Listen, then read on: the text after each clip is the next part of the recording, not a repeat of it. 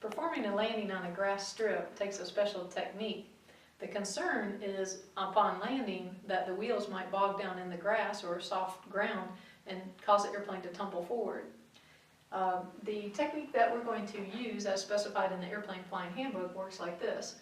Your downwind and your base are still normal. The downwind you still do your before landing checklist. When you're reading the numbers, you start to configure the airplane for your landing and usually put in 10 degrees of flaps. When you turn base, usually 20 degrees of flaps. And when you turn final, just as you do for the short field technique, you transition into full flaps and the specified approach speed. So let's say, for example, our specified approach speed was supposed to be 60. So from the moment we roll out on final, we go put in full flaps and try to pitch for 60.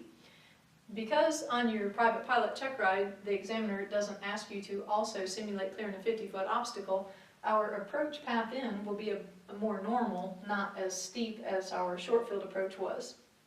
Now the trick is to maintain that 60 until you're down in ground effect.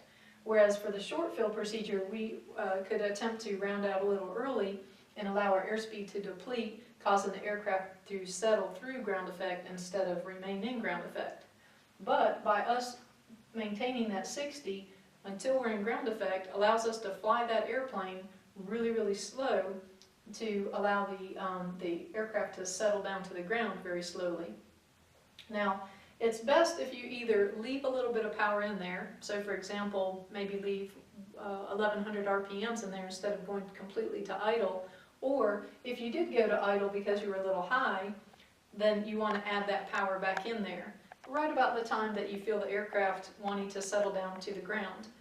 What this does is it causes a forward momentum as well as decreases your descent rate and allows the airplane to touch down as soft as possible.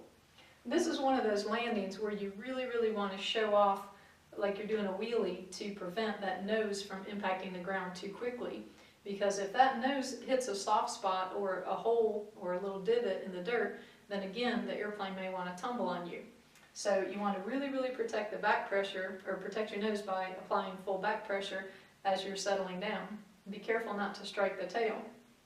The other thing is you want to turn the carburetor heat off, because remember, when carb heat is on, the air is no longer filtered, and we don't want dirt and dust and grass seed to enter into our carburetor. So the proper technique for the soft field approach and landing would be that your downwind and base are normal, and then when you turn final, put full flaps and pitch for your proper airspeed. And then either leave some power in there or re-add power as the aircraft settles onto the runway. And then maintain back pressure as you're touching down, and even after you touch down, continue to maintain back elevated pressure, and then turn off your carburetor heat. And then obviously you can pull the throttle back to idle at that time, or you may need to leave it in there if you're exiting off the runway.